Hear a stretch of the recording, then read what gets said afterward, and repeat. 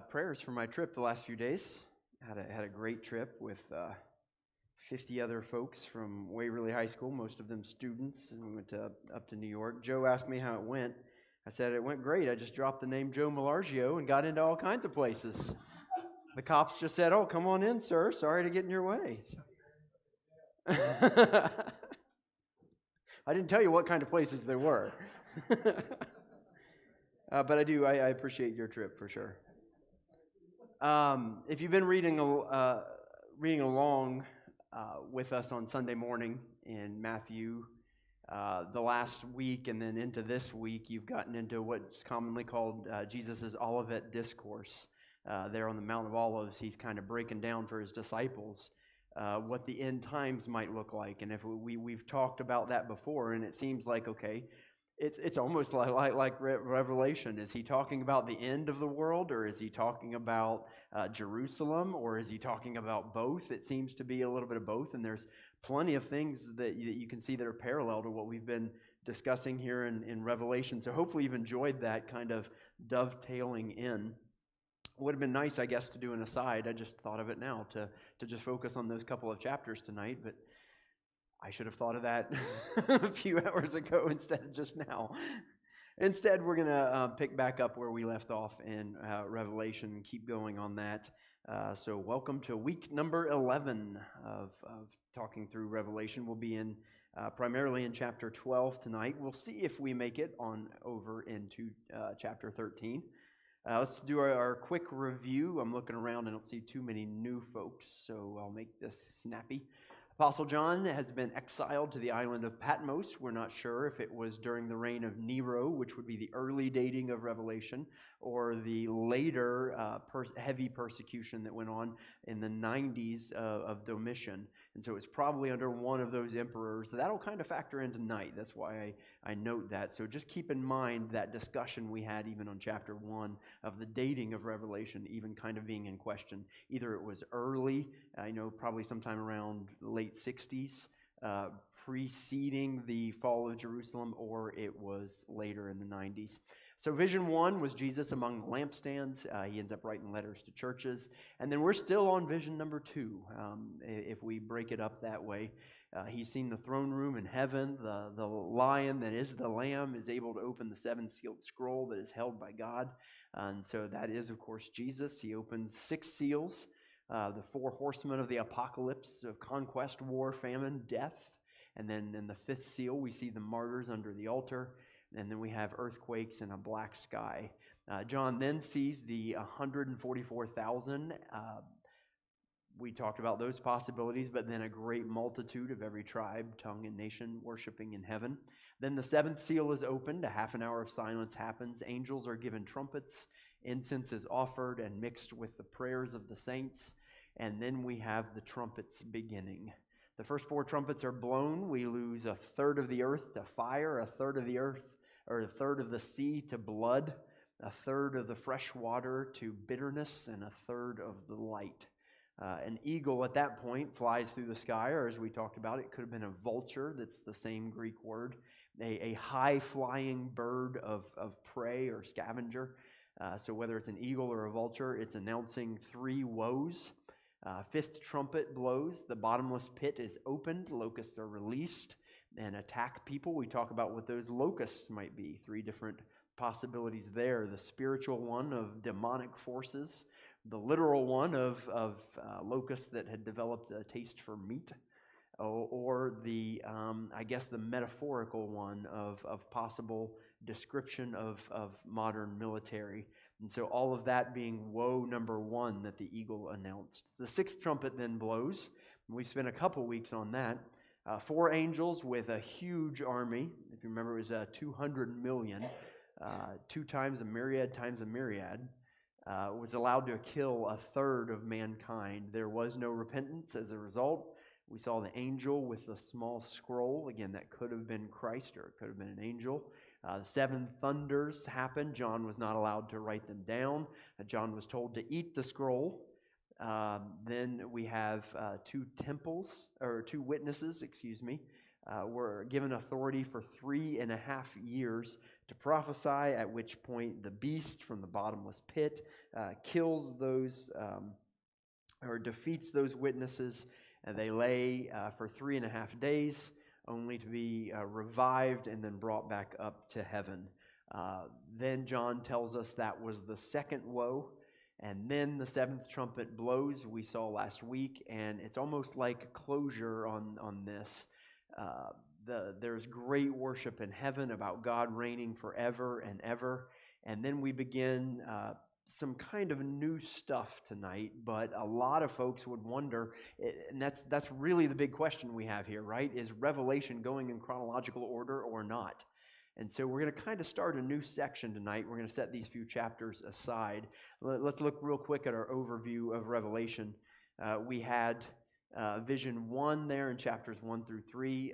Vision 2 comprises 4 through 16. So we've talked through the throne in heaven.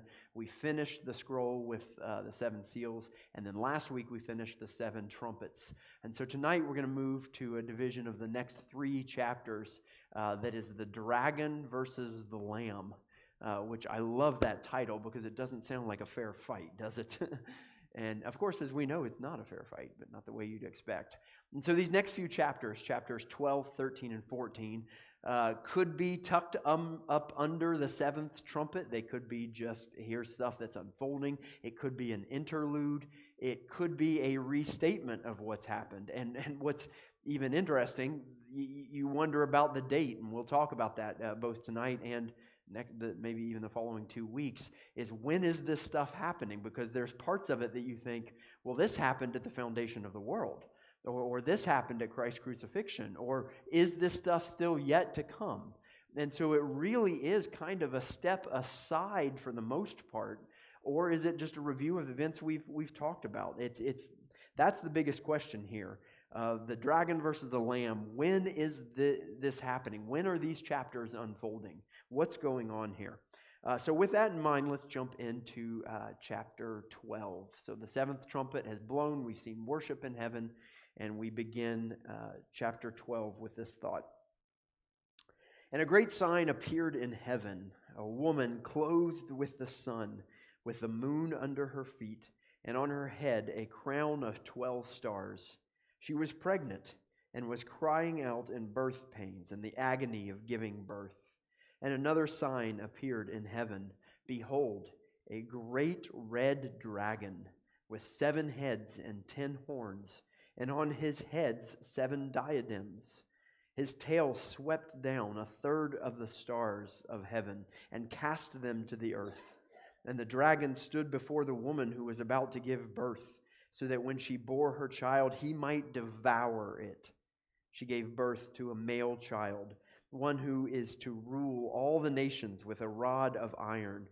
But her child was caught up to God and to his throne. And the woman fled into the wilderness, where she has a place prepared by God, in which she is to be nourished for 1,260 days. A lot of symbolism and things that we've already talked about is going on here. We can kind of unpack this one at a time. In general, again, the big question seems to be, when is this happening? Is this as a result of the 7th trumpet? Is this just an aside? Is this a restatement? We're not sure what's going on here, so we'll unpack that after we take a look at the details. Let's talk about this woman first. John tells us what he saw in this vision was a woman clothed with a sun, moon at her feet, and on her head a crown of 12 stars. When you begin to enumerate each of those things, we got the sun, the moon, and the 12 stars. What other biblical imagery comes to mind?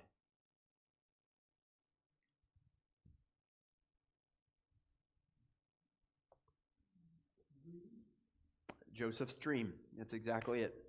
That's what you think of. That was what Joseph saw. And so a lot of people think this is a callback to that. In fact, most of the interpretations would say, yeah, this is clearly some sort of reference to that. And so a lot of, as you'll see here in a minute, most of the interpretations lean towards the woman representing Israel. Therefore, out of her is going to come the Messiah. So that does give us a clue, and I kind of went on to verse 2 there. She is pregnant. This woman, whoever it may be, is expecting a child and crying out in birth pains and the agony of giving birth. So John calls out not that she's just standing there all happy, looking forward to her child, but there's screaming involved. There is agony. And so if that is the nation of Israel, of true Israel, giving way to the Messiah, you see a lot of the persecution that's even coming up leading to that as they were awaiting their Messiah, much like a woman would await that child, but goes through those birth pains. Can't wait for that child to be here, but it's painful in the meantime. The second, yeah, go ahead.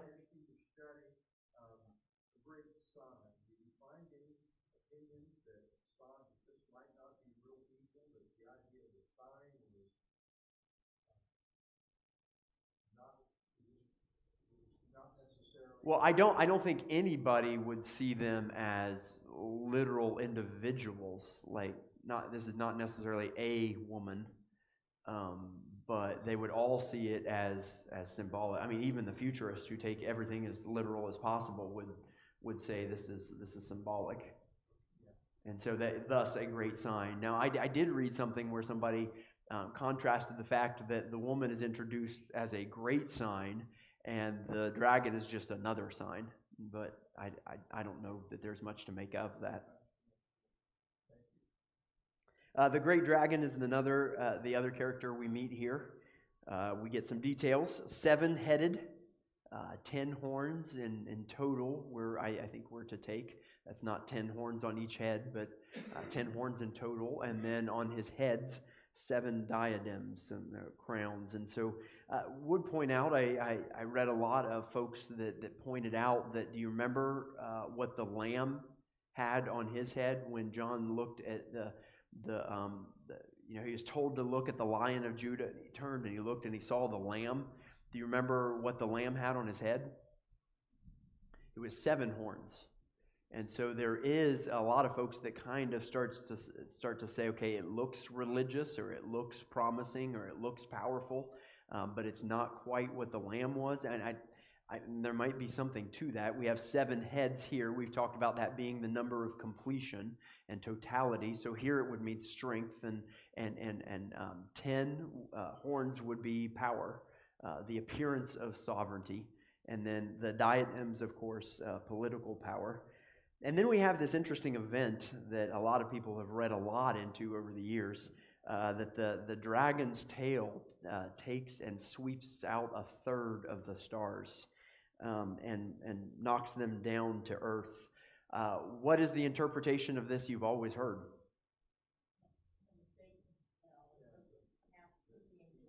Satan fell and took 1/3 of the angels. And this is the only reference to that. And so that is a very interpretive type, that there is no biblical passage that says for sure that Satan took 1/3 of the angels. They're called stars here.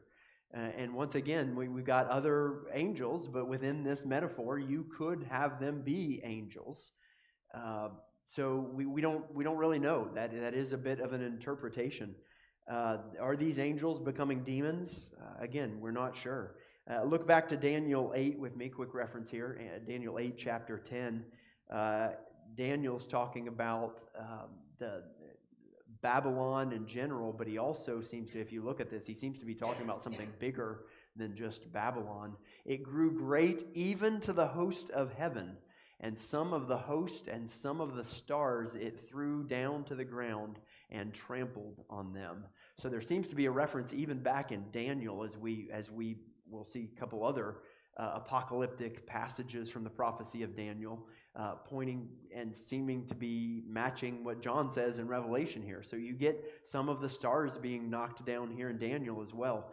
And again, I'm fine with it being angels. Does anybody have a problem with that? I mean, I could go either way. I could see that it wouldn't be. And once again, 1/3 just simply means a large noticeable number that wasn't the majority.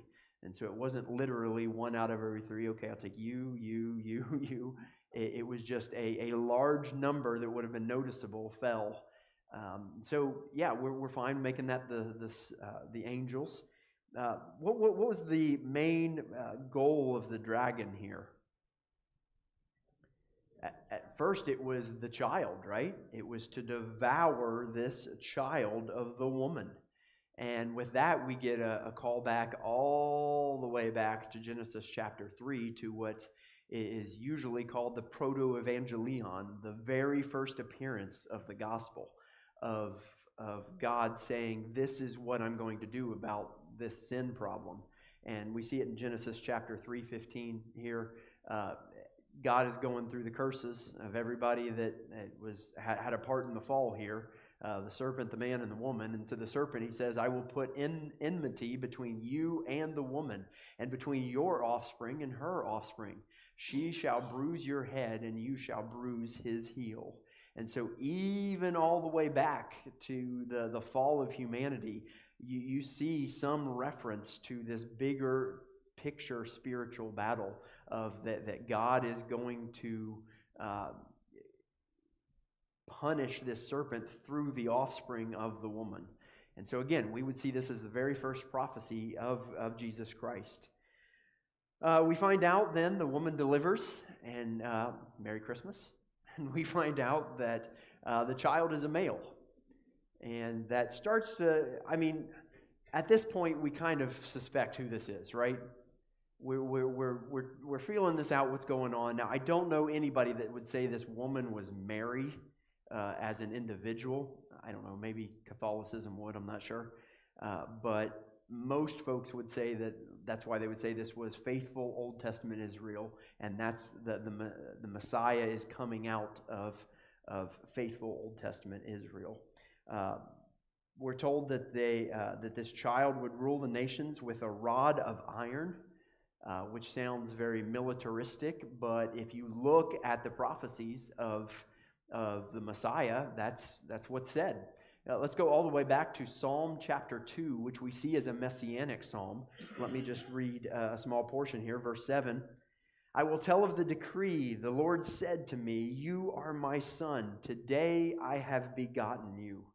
Ask of me, and I will make the nations your heritage, and the ends of the earth your possession. You shall break them with a rod of iron, and dash them in pieces like a potter's vessel. And so we see this in Revelation. This was just a fulfillment of this prophecy, showing us that the Messiah did indeed rule in such a way, even though we don't see it militaristically with an iron spear or a bow and arrow, but with power, with an incredible power and might. The child was brought to God. The woman flees to the wilderness, which we're told a place prepared by God for how long? 3.5 years again. So here we have this. Is this then the same 3.5 years that we read about under trumpet number 6 or not? That's kind of, like I told you, the biggest question of chapters 12 through 14 is, when is this happening? What's going on here? Is this a description of something that's already happened or not? And so the woman flees to the wilderness. There's all kinds of interpretations of that God has prepared a place for her. Any questions on this first part of the passage here? And then we'll continue in verse 7. All right, let's go on. The war between the dragon and the lamb here. War has erupted in heaven as a result now. Verse 7. Now war arose in heaven. Michael and his angels fighting against the dragon. Isn't this a fun picture? This is some fun imagery. It's like this could be an interesting movie for sure. And the dragon and his angels fought back, but he was defeated, and there was no longer any place for them in heaven. And the great dragon was thrown down, that ancient serpent who is called the devil and Satan, the deceiver of the whole world. He was thrown down to the earth, and his angels were thrown down with him. And I heard a loud voice in heaven saying, now the salvation and the power and the kingdom of our God and the authority of his Christ have come. For the accuser of our brothers has been thrown down, who accuses them day and night before our God. And they have conquered him by the blood of the Lamb and by the word of their testimony. For they loved not their lives even unto death. Therefore rejoice, O heavens, and you who dwell in them. But woe to you, O earth and sea, for the devil has come down to you in great wrath, because he knows that his time is short.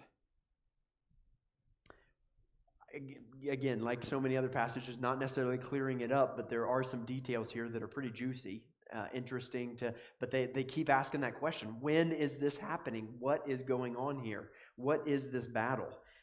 First, we meet Michael. Michael is mentioned, I think, 4 times in Scripture. Somebody probably has a note there. You get a couple times in Daniel. You get him appearing in Jude, I think it is, and then here again in Revelation. His angels fought the dragon. We're not sure what is meant by his. Like an archangel is usually seen as just the leader of the angels, so they were angels in his command.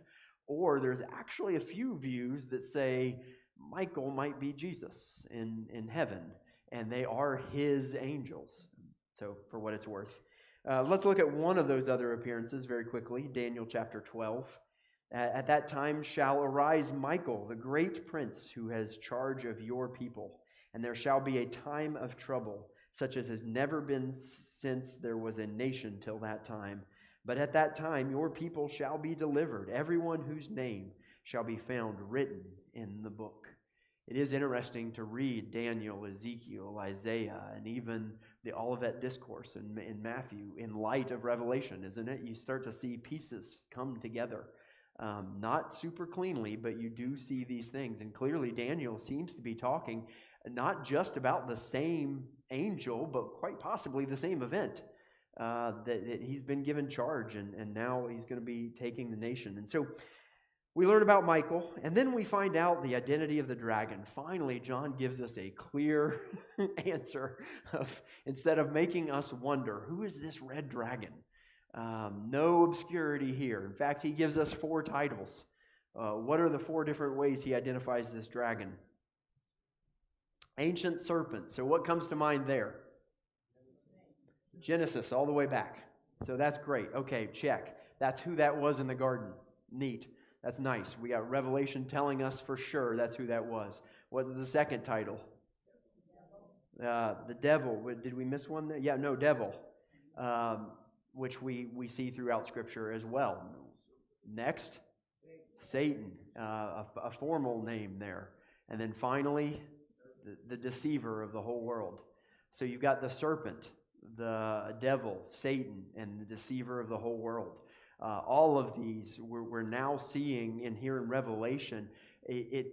Now, we've all grown up, and most of us have grown up in church, so we've always recognized those as the same individual. But if you notice, we don't have another place that they're all put together until Revelation, and you find out that this is the great evil one. This is the enemy. This is Satan. This is the devil. This is the deceiver. This is the serpent. All of those come together here thanks to John's vision. And so we find out there's no longer a place in heaven for this defeated dragon. So as a result, he lands where? On earth. Great. It's interesting. Jesus even points this out to his disciples as he sends out, you remember when he sends out 72 and he gives them the authority to cast out demons? And they come back with this report in Luke chapter 10, verse 17. The 72 returned with joy, saying, Lord, even the demons are subject to us in your name. And he said to them, I saw Satan fall like lightning from heaven. Again, it clouds the timeline here. When did this happen? What's going on? What is John seeing? Jesus seems to say this has already happened. But man, it sure sounds like Jesus' birth and then crucifixion and resurrection and his ascension back into heaven where he kicks out what's going on here? And so Jesus says, I saw Satan fall. So maybe he's looking down the corridor of time and seeing this happening, or maybe it did already happen. All of that is speculative.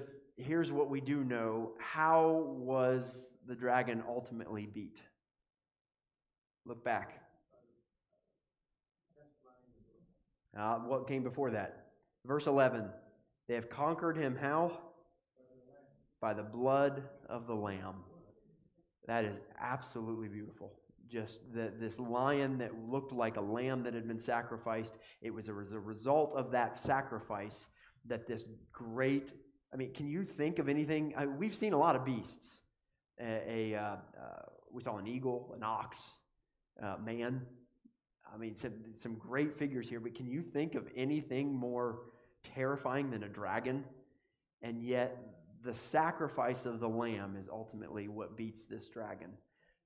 Through what? The testimony of his people. Once again, a beautiful picture that they, as they tell about this gospel message, the testimony of the fact that this has happened, that is how the dragon is ultimately conquered. Let's go on verse 13, and then we'll take a look at a couple different views of this. Sorry, Val, starting in. I seriously doubt it. Don't know. Interesting to think about that. Yeah.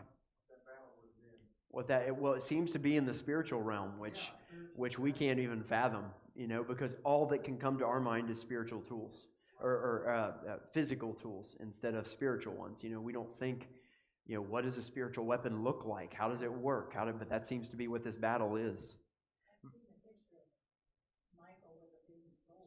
With a big sword, which is a fine metaphor. We see that throughout Scripture. Yeah. Yeah, it really does. That's what's so wild in all of this is that you see these war images and almost like, a great fantasy tale here and of dragons and swords and all this. And then what conquered? The blood of a lamb. That's wild. Verse 13.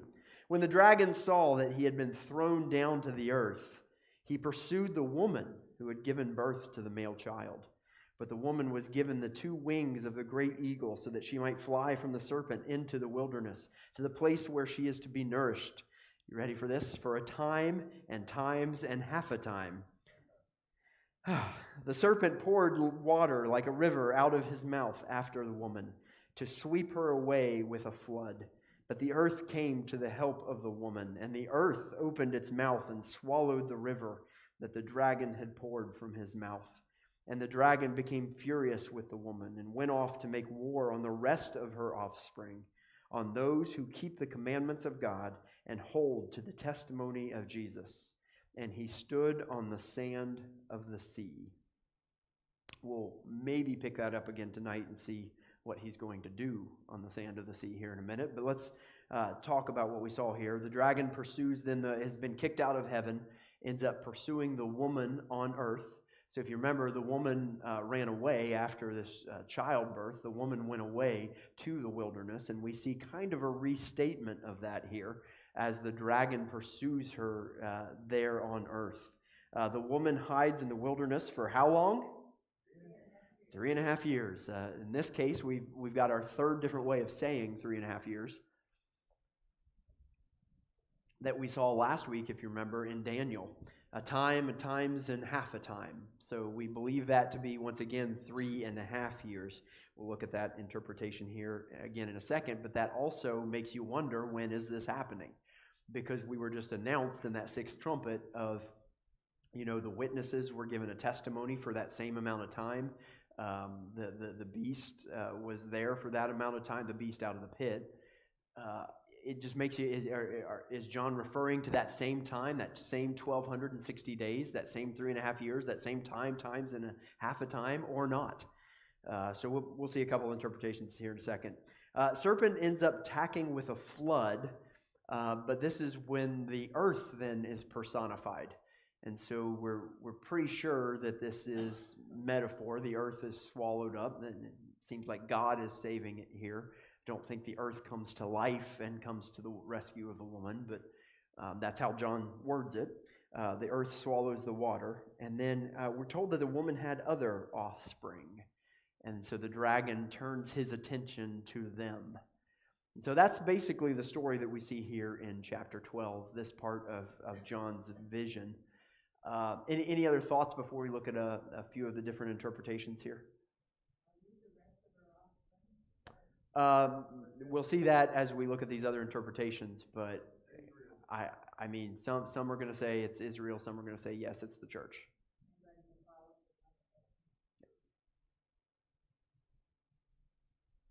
All right, let's look at a couple different interpretations in our four big picture categories. So the preterists, if you remember, the preterists are the ones that would say Revelation was largely fulfilled in the first century or shortly thereafter, after John had prophesied all of this. They kind of part ways here, and you've got two different kinds of preterists. One that we're not really going to continue to follow, but they're just as relevant as the others, would say this is just a restatement. We're just going back to the beginning, and this is a different retelling. And they would basically say that this is basically just rehashing the destruction of Jerusalem from a different perspective. There's a whole nother group of preterists that would say, no, we're continuing on chronologically, that would say now, just like I told you last week, the focus has shifted from judging Jerusalem to now judging what great city? Rome. Now turning its attention to Rome. And so they would say that the judgment of Jerusalem is complete, and we are now switching to the judgment on Rome. In this case, the woman would be faithful Old Testament Israel, just like we talked about. The dragon, interestingly enough, would be a combination for them of Daniel's beasts that he saw. We're actually going to talk about that if we get there in chapter 13. And represent really world powers culminating in the empire of Rome. The child is Christ. The picture that you see of the woman running to the wilderness is what we had kind of already talked about, of the Christians who were saved from the massacre in Jerusalem. Michael could also be seen as Christ for some of them. And then Satan being conquered, they would say, is what happened on the cross.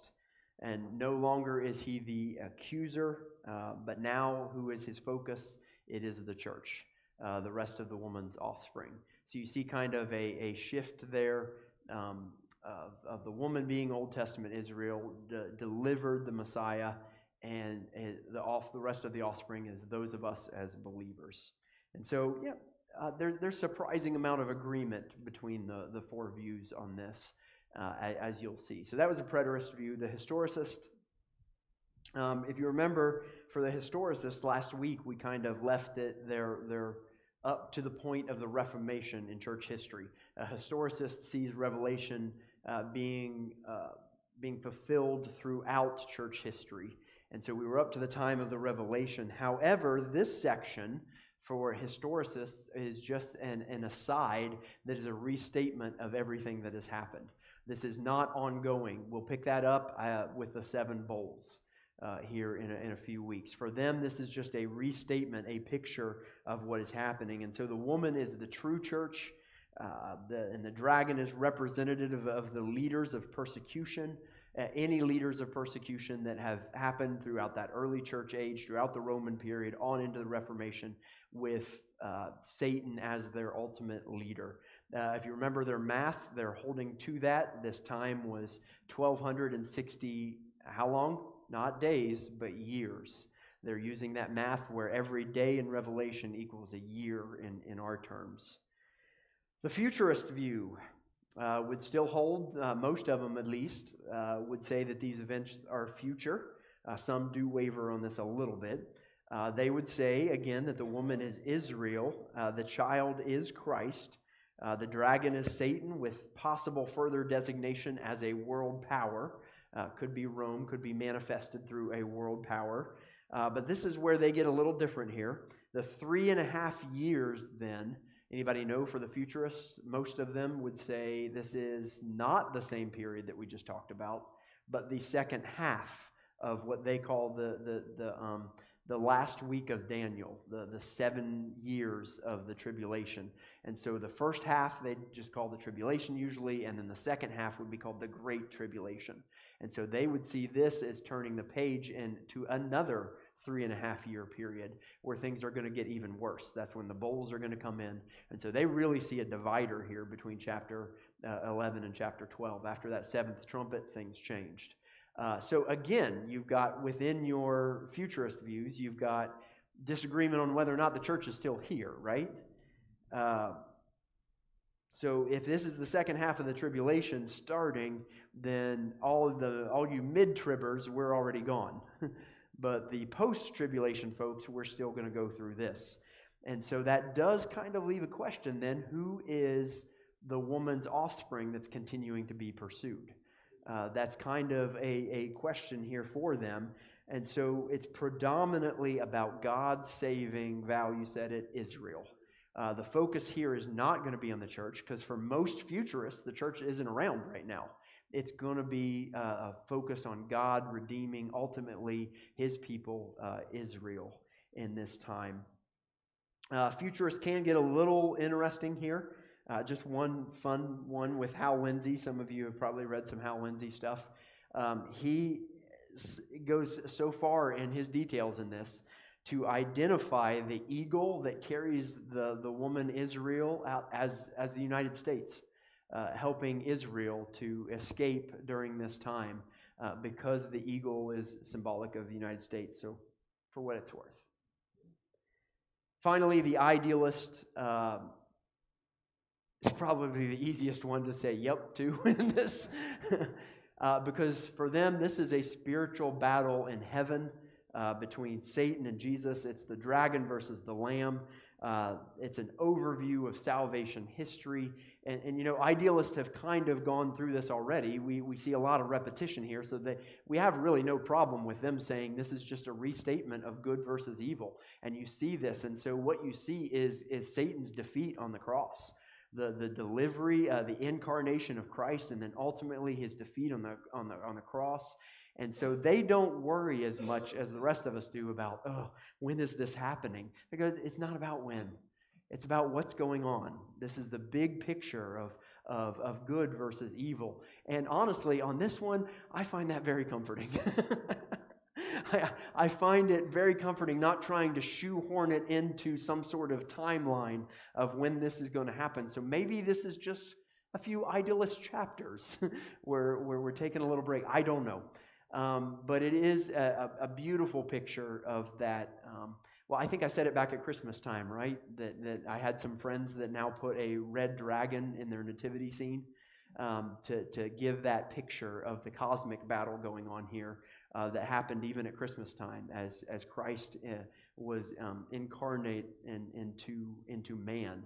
That there was a cosmic spiritual battle going on there, and the red dragon was there just like the shepherds were, ready to devour the child. And it did not happen. Instead, the red dragon is defeated ultimately by the blood of that child. It's a beautiful picture. It really is. And so, again, there's a lot of details here. When this goes, I don't know, and that is a difficult question. Thoughts? Well, a lot of what I was reading today came into the woman making reference to Israel, went into a historical perspective of Satan when he was defeated by Christ. Then he's constantly still, even in the times we live in, gone after the state of Israel. And God says Israel still is my people. He has covenant with them. You go back to Abraham and right on. And that's clearly a futurist view at that point, yeah. If you look at history, and you just look at the Old Testament, they tried to wipe out Israel. Hitler killed 6 million Jews. You look at the hate that's there today, yeah. you sort of, whether you agree with it or not, you right. follow the logic. Yeah. Other thoughts?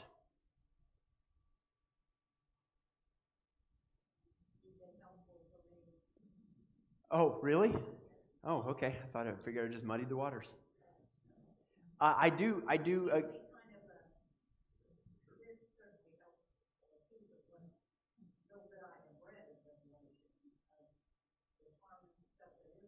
Yeah, right. You see, it's almost like every once in a while, I feel like God has even given this to John in his vision, a reminder that he's winning this. That in the midst of all that turmoil, in the midst of all that destruction and death and horrible circumstances for those on earth, you see these glimpses of worship in heaven celebrating God's victory, or something like this, where the blood of the Lamb is conquering this dragon. So,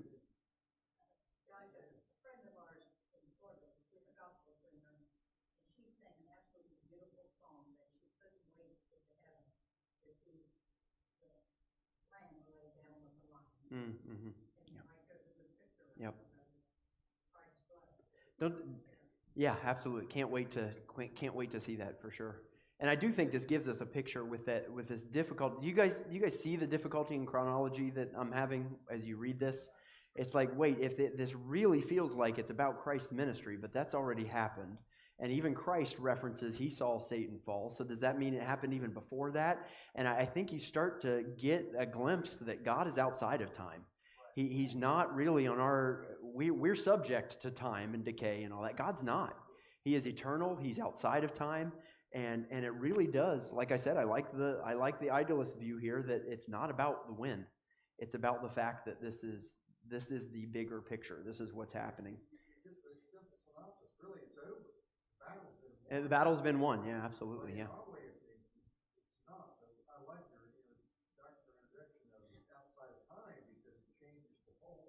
It changes it. So Jesus can honestly say, before it has happened, I saw Satan, fall out of heaven like a bolt of lightning. And maybe it doesn't happen to the crucifixion. Or maybe the fall of Satan was, before creation. I don't know. I don't know. Right, but then there we go using chronological terms like before.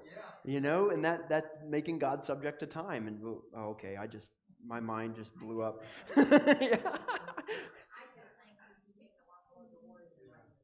Oh yeah, yeah, I do. I've got this responsibility, Don. I'm trying to tell you what this means. I don't know. It is frustrating for me. This is why I don't teach Revelation. I joked with somebody the other day that me teaching Revelation might be one of the signs of the end times. So just FYI. Val, one thought, and then let's at least. You told us before you taught us that. Yeah, I warned you.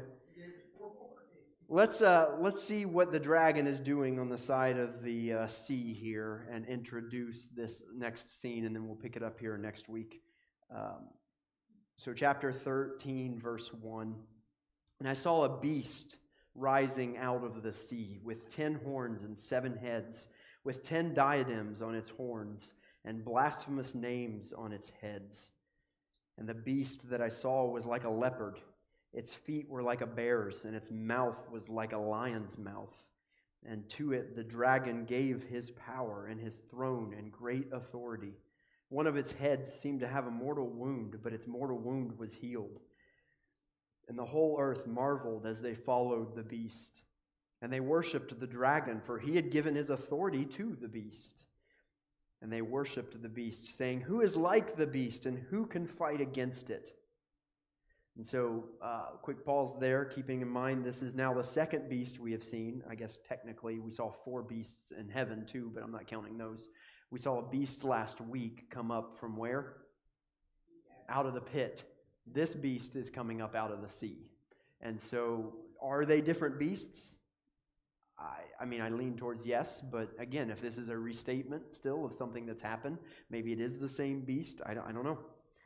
So the first one out of the pit with no further description, and we just see that beast attacked the 2 witnesses and killed them, only to see them resurrect. But then after that, no other description. And so now we get a beast out of the sea, and this one seems very closely related to the dragon. Why would I say such a thing? What do you see in common? Well, definitely his actions, but go ahead, Judy. All of it matches, doesn't it? You have the same description of the dragon as you do of the beast. And the dragon, yeah, so it's almost like maybe that's where the 7 heads, 10 crowns, and the diadems all came from, right?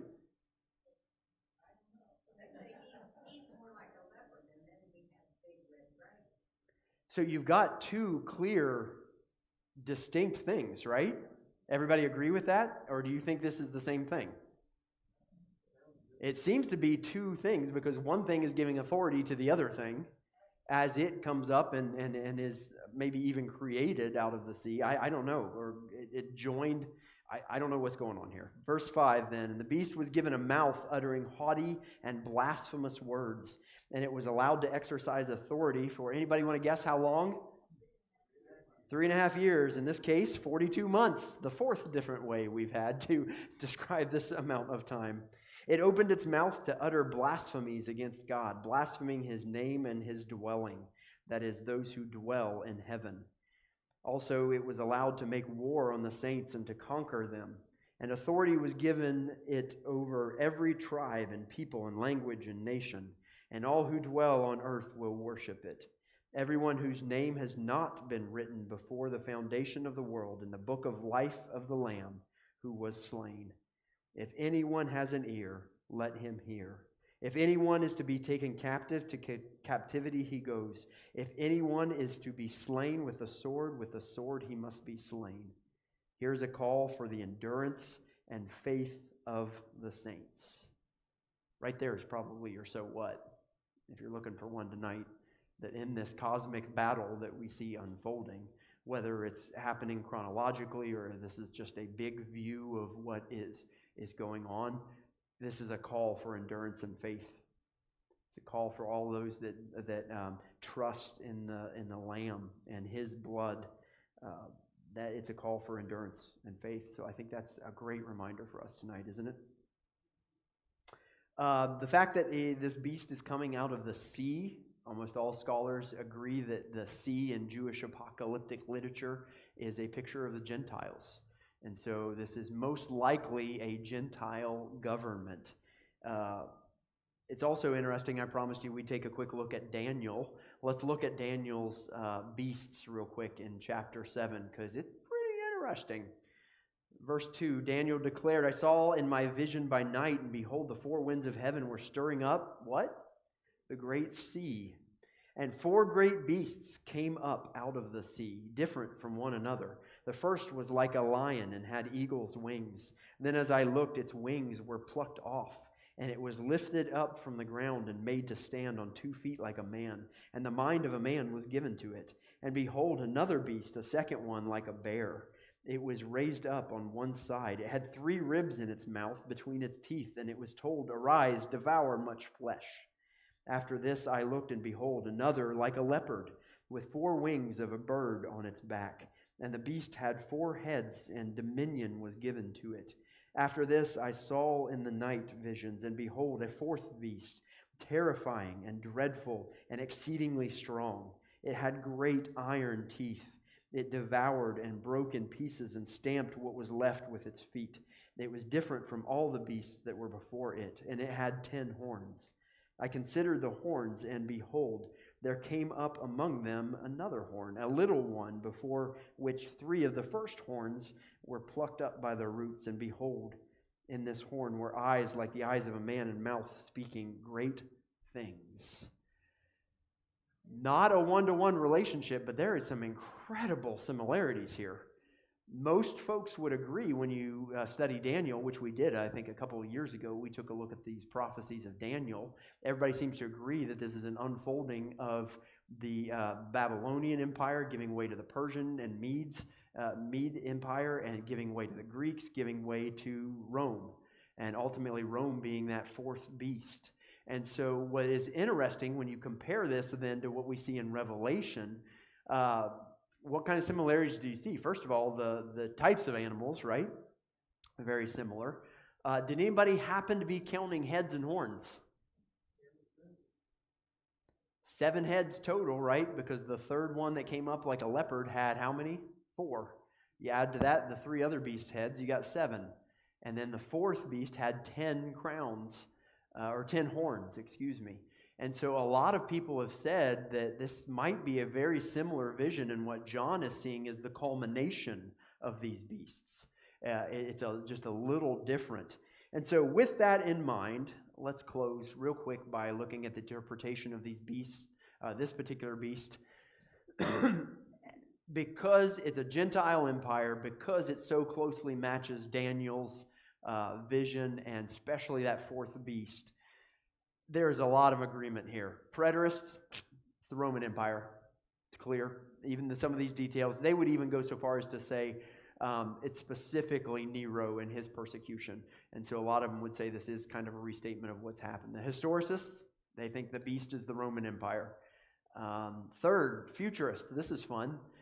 They think it's a new Roman Empire. So because these are still future events, they see a lot of similarity in Daniel, just the same reasoning as the rest of them saying, hey, this is the Roman Empire he's pointing to.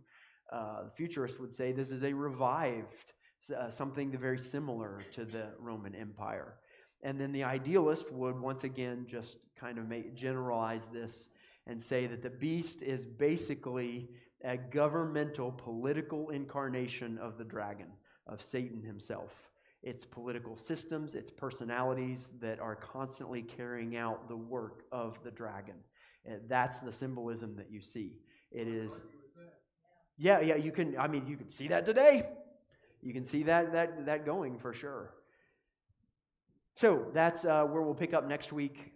We'll take a look maybe a little bit more at that beast and look at the second beast. And of course, these ideas come up again later as we talk about taking the mark of this beast and unpacking that. But a first understanding is what is going on here. And I think it's pretty safe to say everybody is in agreement that it is governmental authorities that are against God. Probably in most immediate settings, the Roman Empire, but can be generalized more than likely to other forces that are doing the same. And any other so what's to add beyond the endurance and faith? Janice. This isn't necessarily a so what, but is anybody else flabbergasted that John, over 2,000 years ago, has these dreams and visions that are so unheard of, and he's able to describe them? Yeah, absolutely, yeah. In ways he didn't have an iPad to type it Mm-hmm. on, or I mean, he just. I mean, have you ever woken up? Have you ever woken up and then your spouse or a friend or somebody you said, I had the strangest dream last night, and then you start trying to tell them and you're like, but it wasn't like that. It was, and I felt this and I saw that, and it's like that's what John's doing, and he's doing a great job. It's just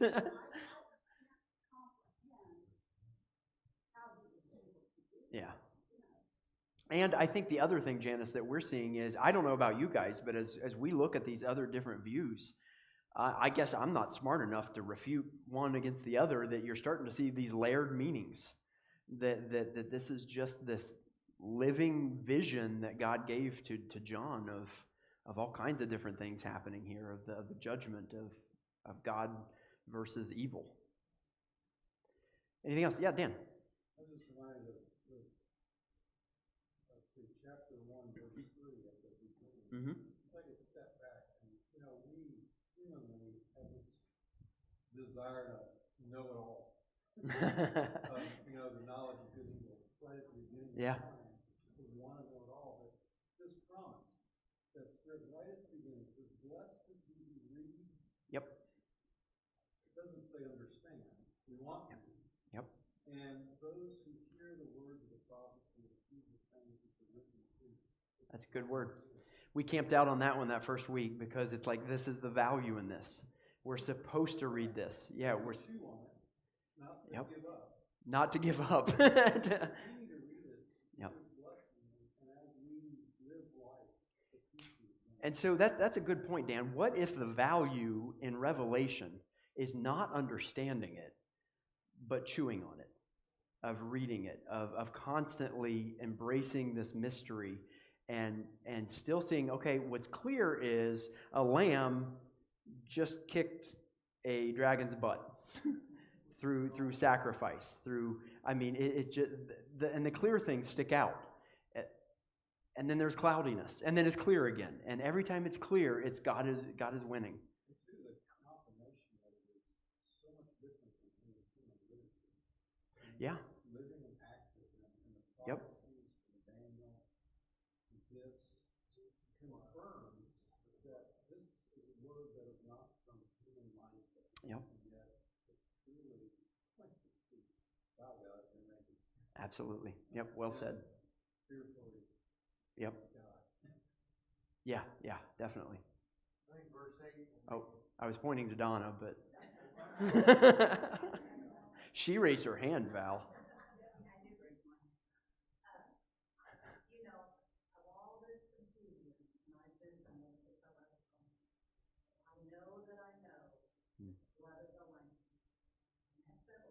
Yeah.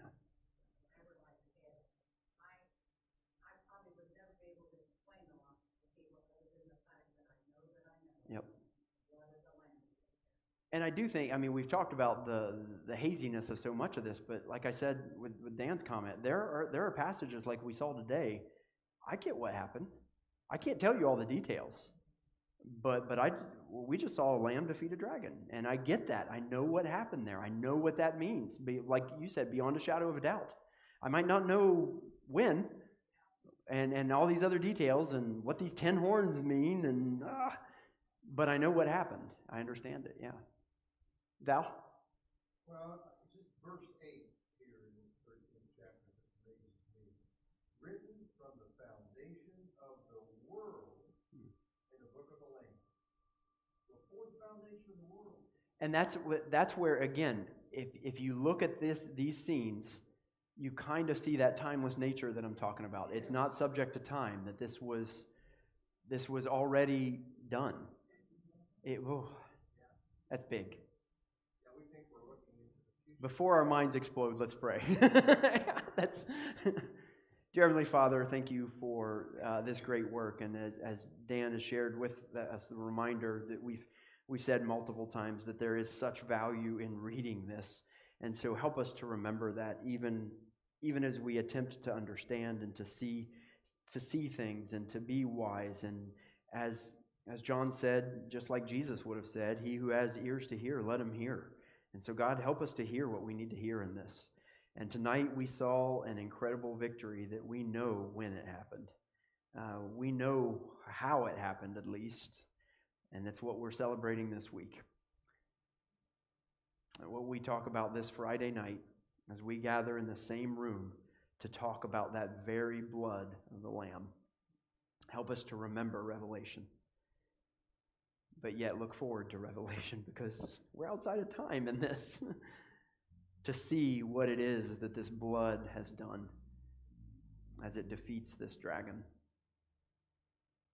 God, help us to live accordingly beyond Good Friday and Easter, and live as if we're people of the Lamb that are written in his book. We pray these things in Jesus' name, and amen. Hope to see you guys Friday night, 7:30.